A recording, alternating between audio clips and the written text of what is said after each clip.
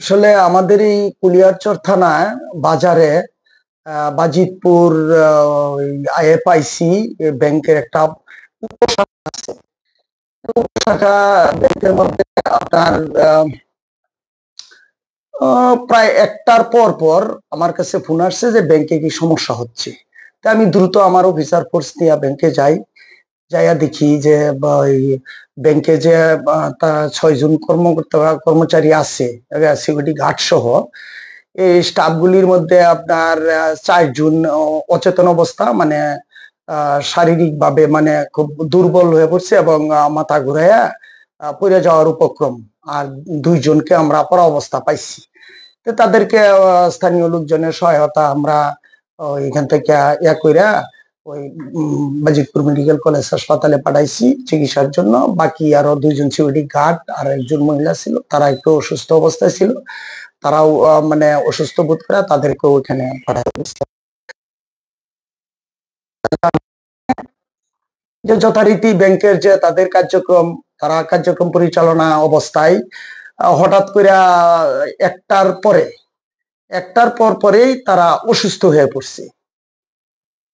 অসুস্থ হয়ে পড়ার পরে আপনার যে মানে ইয়াতে ব্যাংকে কেউ মাথা ঘুরান্দা পড়ে গেছে, কেউ অসুস্থ বোধ করতেছে এই অবস্থায়। কিন্তু ব্যাংকে আপনার কেন তারা এরকম অসুস্থ হয়েছে, কি কোনো খাইছিল কিছু না কোনো বাহির থেকে কোনো কিছু, এটা প্রাথমিকভাবে আমরা জানতে পারি নাই। পরবর্তী স্টেজে আমরা বিস্তারিত ভাবে আমরা যখন তদন্ত শুরু করি যে কেন এটা এরকম হইলো, তখন এক পর্যায়ে আমাদের ঊর্ধ্বতন কর্তৃপক্ষরা আসছেন এখানে এবং র্যাব আসছেন, তারপরে ওই সেনাবাহিনীর লোকজনও আসছেন, সিনিয়র অফিসার, আমাদের এডিশনাল এসপি ক্রাইম স্যার আসছে, সার্কেল স্যার আসছে। সবকিছু মিলাইয়া আমরা এখানে একটা খুব গভীর একটা তদন্ত আমরা করছি। তদন্ত করার পরে এবং যে ডাক্তারের চিকিৎসা করছে ওইখানেও আমরা যোগাযোগ করছি, রোগীদের খোঁজ খবর নিছি।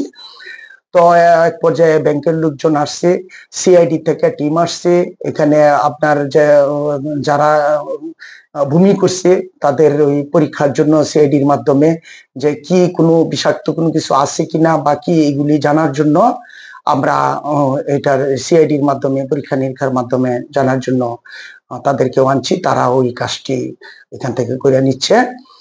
আপাতত যতটুকু জানা যায়, তোর ব্যাংকের যে লোকজন আসছে, ব্যাংকের যে সিনিয়র কর্মকর্তারা এখানে আসছে, তাদের মাধ্যমে ব্যাংকের ভিতরে আমরা ঢুকিয়া আমাদের সিনিয়র অফিসার সহ ওনাদের মাধ্যমে ব্যাংকের ভিতরে ঢুকিয়া ব্যাংকে যেখানে যেখানে টাকা রাখে, হ্যাঁ, ব্যাংকের কাগজপত্র সব আমরা তাদের মাধ্যমে আমরা দেখছি।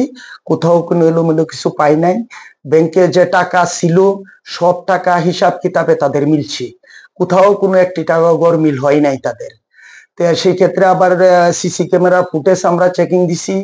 সিসিটিভি ফুটেজে আমরা ওই রকম কোনো দুর্বৃত্তে আইসা হামলা দিছে বা কোনো অচেতন কোনো কিছু করছে, এটার ভিতরে কোনো ঘটনা ঘটাইছে অচেতন কোনো বিষাক্ত কোনো কিছুর মাধ্যমে, এরকম আমরা কোনো কিছু পাই নাই।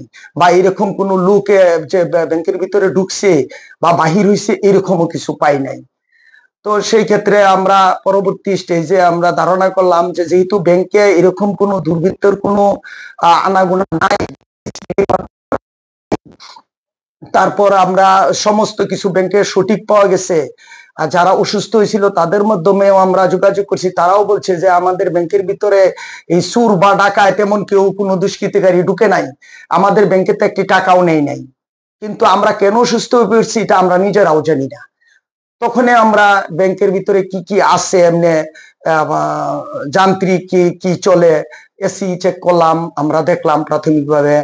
তারপরে দেখলাম একটা জেনারেটর আছে, জেনারেটরটা অনেক বড় একটা জেনারেটর, অধিক শক্তি সম্পন্ন জেনারেটর। এই জেনারেটরের গায়ে লেখাই আছে, জেনারেটরের গায়ে লেখাই আছে যে এই জেনারেটর কোনো আবদ্ধ স্থানের ভিতরে বা কোনো বিল্ডিং এর ভিতরে রাখা যাবে না, আউটডোরে রাখতে হবে এটা।